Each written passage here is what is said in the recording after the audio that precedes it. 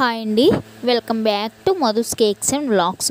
ఈ వీడియోలో మీకు చాలా నన్నైతే కామెంట్స్లో అడిగిన డౌట్స్కి అయితే ఇందులో చాలా వరకు డౌట్స్ని అయితే క్లారిఫై చేస్తానండి.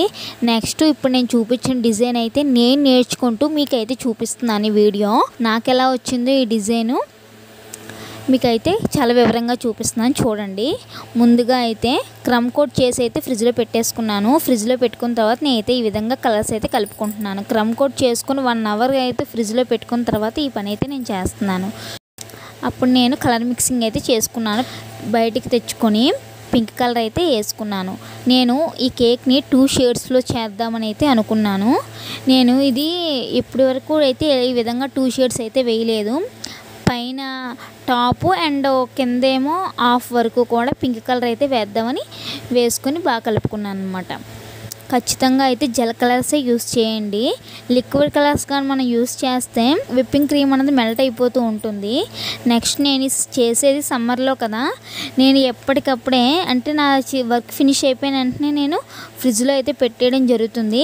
నెక్స్ట్ ఈ పైన ఏ విధంగా కోటింగ్ చేస్తున్నానో అయితే వీడియోలో సరిగా కొంచెం అబ్జర్వ్ చేయండి. ప్యాలెట్ నైఫ్ని ఏ విధంగా తిప్పుతున్నాను, టర్న్ టేబుల్ని ఏ విధంగా తిప్పుతున్నాను అన్నది అయితే ఒకసారి మీరు అబ్జర్వ్ చేసినట్లయితే నేను పింక్ కలర్ని పైన ఏ విధంగా షేడ్ వేస్తున్నానో మీకైతే తెలుస్తుంది. అది నేను పింక్ కలర్ హాఫ్ వరకే వేస్తున్నానండి. కింద అయితే హాఫ్ని బ్లూ కలర్తో వేసుకుంటాను. అంటే షేడింగ్ ఫస్ట్ టైం ఇది 2 షేడ్స్ అయితే వేయడం. నా కేక్స్ అన్నీ ముందు నుంచి చూస్తున్నట్లయితే మీకు తెలుస్తుంది. నా ఛానల్లో అయితే బిగినర్స్కి యూజ్ అయ్యే చాలా వీడియోస్ అయితే ఉన్నాయండి. నేను మెయిన్ ఎందుకంటే ఎంత క్లారిటీగా చూపిస్తున్నాను. ఇది ఎవరైనా 2 షేడ్స్లో చేద్దాం అనుకునే వారికి ఇది కొంచెం ఉపయోగపడుతుందని నేనైతే కొంచెం లెందీ వీడియో అయినా సరే మనం ప్రతిదీ క్లారిటీగా చూపించడానికి అయితే మీకు ట్రై చేస్తున్నాను. ప్లీజ్ నా ఛానల్లో చాలా వీడియోస్ ఉన్నాయండి. సబ్స్క్రైబ్ మాత్రం చేసుకోవడం మర్చిపోవద్దు. ఒక లైక్ అయితే చేయండి. నేను ఇచ్చే డిజైన్ కానీ మీకు నచ్చినట్లయితే ఎలా ఉందో అయితే కామెంట్ కూడా చేయండి. నెక్స్ట్ వీడియోలోకి వెళ్ళిపోతే పింక్ కలర్ అలా విధంగా షేడ్ ఇచ్చేసుకొని నేను ట్రాన్స్పరెంట్ పేపర్తో అయితే ఆ విధంగా చేసుకున్నాను. దాన్ని ఫ్రిడ్జ్లో పెట్టేసుకొని నెక్స్ట్ ఇంకో కలర్ అయితే కలుపుకుంటున్నాను. ఇది బ్లూ కలర్ అండి. బ్లూ కలర్ అయితే విప్పింగ్ క్రీమ్లో కలుపుకుంటున్నాను. కలిపేసుకొని సేమ్ చూసారా, ప్యాలెట్ నైఫ్తో అయితే కొంచెం క్రీమ్ తీసుకొని కింద అడుగు భాగంలో అయితే నేను వేసుకుంటున్నాను. ఈ విధంగా వేసుకోవడం వల్ల తక్కువ ప్యాలెట్ నైఫ్తో తీసుకుంటున్నానండి. అంటే మనకి ఎంత కావాలో అంతే క్రీమ్ తీసుకుంటే సరిపోతుంది ఈజీగా. పింక్కు పట్టిన విప్పింగ్ క్రీమ్ అయితే బ్లూకి అయితే పట్టదు. ఎందుకంటే బ్లూ ఓన్లీ కింద ఒక లైన్ లాగే వస్తుంది. అందువల్ల అంటే హాఫ్ షేడ్ వస్తుంది అనమాట. అందువల్ల నేనైతే ఈ విధంగా ప్యాలెట్ నైఫ్తోనే కొంచెం క్రీమ్ తీసుకుని అప్లై చేసుకుంటున్నాను కేక్కి హాఫ్ వరకును. ఈ విధంగా అప్లై చేసుకున్న తర్వాత మళ్ళీ స్క్రాపర్ని అయితే తీసుకుంటానండి. స్క్రాపర్ని తీసుకొని మళ్ళీ సేమ్ యాజ్ ఇట్ ఈస్గా స్క్రాప్ చేసుకుంటాను. ఒకసారి 2 సార్లు స్క్రాప్ చేస్తే సరిపోదండి. ఒక 3 to 4 times 5-6 times కూడా పడుతుంది. మనం ఇప్పుడే నేర్చుకుంటున్నాము. నేను కూడా ఈ షేడ్ అయితే ఇప్పుడే ఫస్ట్ టైం చేయడం కాబట్టి నేను కూడా ఎలా వస్తుంది ఏంటి అంటే ఒకవేళ పెద్ద కేక్ ఆర్డర్స్ ఎవరైనా ఆర్డర్ ఇస్తే ఎలా చేయాలి, ఎంత టైం పడుతుంది, మనం ఎలా షేడ్స్ ఇచ్చే టైంకి అనేసి అన్నీ కూడా మనకు అన్నీ తెలుస్తాయి అనేసి నేను ఒక్కొక్క కేక్ని నాకు ఇచ్చే ఆర్డర్లోనే అంటే హాఫ్ కేజీ ఆర్డర్కి వాళ్ళు ఎలాగా మనకి డిజైన్ అయితే చెప్పరు, ఇలా చేయండి అలా చేయండి అని అయితే చెప్పరు. చెప్పకపోయినా సరే మనం మెయిన్ నేర్చుకోవడం కదా ముఖ్యం. మనం చేస్తూ ఉంటే నెక్స్ట్ వచ్చే పెద్ద కేక్స్ కూడా మనం ఈజీగా చేయగలము. మనకి ఎందుకంటే అప్పటికే కొంతవరకు ఎక్స్పీరియన్స్ ఉంటుంది కాబట్టి నేనైతే ఓన్లీ కేక్ స్పాంజులు నెక్స్ట్ పైన కొంతవరకు ఐసింగ్ నేర్చుకొని బిజినెస్ అయితే స్టార్ట్ చేసేసాను. బిజినెస్ స్టార్ట్ చేసిన తర్వాత మాత్రమే నాకైతే ఫుల్గా ఐసింగ్ కానీ నెక్స్ట్ క్రమ్ కోట్ కానీ ఇవన్నీ అయితే రావడం జరిగింది. నెక్స్ట్ విప్పింగ్ క్రీమ్ని ఎలా బీట్ చేయాలి, విప్పింగ్ క్రీము మెల్ట్ అవ్వకుండా ఎన్ని జాగ్రత్తలు తీసుకోవాలి అవన్నీ అయితే నా ఛానల్లో అయితే వీడియోస్ ఉన్నాయి. ఒకసారి అయితే వెళ్ళి చూడండి. షార్ట్ వీడియోస్ అయితే పెట్టాను. నెక్స్ట్ బ్లూ కలర్ షేడ్ని కూడా వేసేసుకొని ఫ్రిడ్జ్లో అయితే పెట్టేసుకుంటున్నాను. మీకు చూసారా, ప్రతిదీ నేను కలుపుకునే ముందు అయితే ఫ్రిడ్జ్లో అయితే పెట్టేసుకుంటున్నానండి. పెట్టేసుకోవడం వల్ల మనకి కూలింగ్ అన్నది ఎప్పటికప్పుడే ప్రాపర్గా ఉంటుందన్నమాట.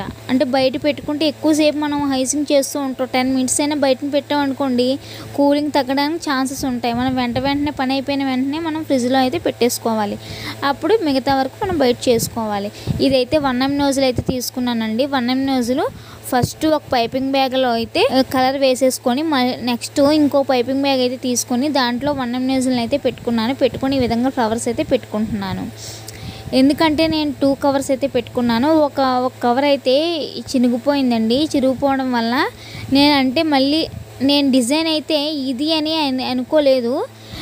ఇదే కలర్తో సేమ్ 2-3 రోజులతో వేద్దామని ఫస్ట్ అయితే అనుకున్నాను. తర్వాత అలా కాదు వేరేలా అని చెప్పి మీకు ముందు వీడియోలో ఏ విధంగా చేశానో అయితే కనిపిస్తుంది. ఈ విధంగా 1M నోజులతో అయితే మొత్తం 6 రోజెస్ అయితే ఇచ్చేసుకున్నాను. చాలా ముద్దుగా కదా ఉన్నాయి కదండి. నాకు చాలా బాగా అనిపించింది. ఎందుకంటే నేను ఇందులో నేర్చుకుంది ఏంటంటే 2 షేడ్స్లో అయితే వేసుకున్నాను. నెక్స్ట్ ఇది 1M కాదండి, 100 N1 నోజుల్, 100 N1 నోజుల్తో చేశాను. నెక్స్ట్ ఇదేంటంటే 121, 117 అలా ఉంటున్నాయి కదండి. అందులో నాకు ఇదైతే నెంబర్ అయితే తెలియదు. మీకు టిప్ అయితే చూపిస్తున్నాను. టిప్ చూపించడానికి అయితే చాలా ట్రై చేశాను. ఇదిగో ఈ విధంగా డిజైన్ అయితే వస్తుంది. కింద బార్డర్కి మాత్రం చిన్న డిజైన్ అయితే ఈ విధంగా వేసుకుంటే, చిన్న టిప్తో వేసుకుంటే చాలా అందంగా కనిపిస్తుందండి చూడడానికి. బార్డర్కి పెద్ద నోజులు కాకుండా ఇలా ఈ విధంగా చిన్న నోజులు అయితే పెట్టుకొని కానీ వేశారంటే లుక్ అయితే చాలా బాగా వచ్చేస్తుందండి. ఒకసారి అయితే వేసి చూడండి. దీని మీద నెంబర్ లేదు, అందువల్ల ఈ విధంగా డిజైన్ అయితే వేసి చూపిస్తున్నాను. చాలా పర్ఫెక్ట్గా అయితే వస్తుంది. ఆ ఐసింగ్కి కింద వేసిన బార్డర్కి చాలా బాగా లుక్ అయితే వచ్చేసిందండి. నాకైతే చాలా బాగా నచ్చేసింది. మీకు కానీ నచ్చినట్లయితే మంచిగా అయితే ఒక మంచి కామెంట్ అయితే చేయండి. మీరు ఇచ్చే ఒక లైక్ వల్ల నాకు చాలా బూస్టప్గా కూడా ఉంటుంది. సబ్స్క్రైబ్ మాత్రం మర్చిపోవద్దు. మీరు సబ్స్క్రైబ్ చేసుకోకుండా చూసినట్లయితే మీకు మరీ చెప్తున్నానండి, ఖచ్చితంగా సబ్స్క్రైబ్ చేసుకొని కొంచెం నాకైతే సపోర్ట్ చేయండి. తర్వాత లెమన్ ఎల్లో జీలకర్రని కూడా కలుపుకుంటున్నానండి. అంటే దీన్ని మధ్యలో రోజెస్లా చిన్న రోజెస్లాగా ఇచ్చుకుంటాను. అంటే రోజెస్ కాదు, చిన్న బర్డ్స్ లాగా అయితే ఇచ్చుకుంటాను. ఒకసారి చూడండి. ఇది 4B నోజుల్ అండి. 4B నోజుల్ అయితే తీసుకొని ఒక పైపింగ్ బ్యాగ్లో ఈ విధంగా గ్లాస్తో అయితే వేసుకున్నాను. గ్లాస్లో వేసుకోవడం వల్ల యూజ్ ఏంటంటే మనం చేతితో అయితే వేసుకోలేము. ఎక్స్పీరియన్స్ ఉన్న వాళ్ళైతే మనం చేతితో పైపింగ్ బ్యాగ్లో పెట్టేసుకొని వేసేసుకోవచ్చు. కానీ ఇలా గ్లాస్తో వేసుకోవడం వల్ల మన క్రీమ్ అన్నది చేతి వరకు అంటకుండా చాలా చక్కగా వస్తుంది. మనం స్లోగా పైపింగ్ బ్యాగ్లో నుంచి క్రీమ్ అయితే లోపలికి వేయాలి. ఎందుకంటే మనకి ఎయిర్ బబుల్స్ అని ఫామ్ అయిపోతాయి, గ్యాప్స్ అయితే వచ్చేస్తాయి. అందువల్ల స్లోగా అయితే లోపలికి వేయండి క్రీమ్ని. నెక్స్ట్ మధ్యలో అయితే డిజైన్ అయితే ఇచ్చేసుకుంటున్నాను. ఇవి కొంచెం పెద్దవిగా పెట్టుకోవాలి అనుకుంటే కొంచెం ఎక్కువసేపు ఫోర్స్గా మనం కానీ దీన్ని ప్రెస్ చేసినట్లయితే మనకి పెద్దవిగా వస్తాయి. ఇది 4B నోజుల్ అండి. చాలా బాగున్నాయి కదా చూడడానికి. ఫైనల్గా లుక్ అయితే ఇదండి. నెక్స్ట్ నేమ్ అయితే రాసేసి నేనైతే ఇచ్చేసాను. నెక్స్ట్ ఇవి గ్రీన్ కలర్తో లీవ్స్ అయితే ఇచ్చేసుకున్నాను. గ్రీన్ కలర్తో లీవ్స్ ఇచ్చేసుకుని ఫైనల్ లుక్ ఇదండి. Thank you.